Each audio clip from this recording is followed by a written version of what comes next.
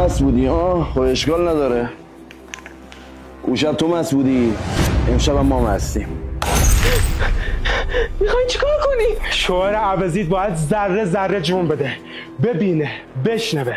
میخوام همون کاریو کنم که با زنم کرد. زن من تقصیر نداره، به خدا کاری نکرده. پاکه بابا. حروم زاده، زن من پاک نبود، زن من فرشته نبود، ولی تو پرپرش کردی. تو بی وجود بی آبروش کردی، کاری کردی که تناب دارو بندازه دور گردنش. من غلط کردم، گوه خورم، هر کار بگه انجام میدم. بذار این زنم بره. میگن جواب خون خونه، ولی این کار جواب نداره که اگرم داشت من این کارش نیستم، وگرنه فرقی با تو ندارم.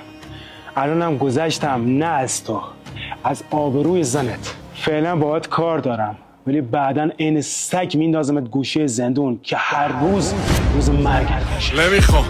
نمیخوام من مثل شما باشم، نمیخوام بذارم پامو روی گلو کسی راحت که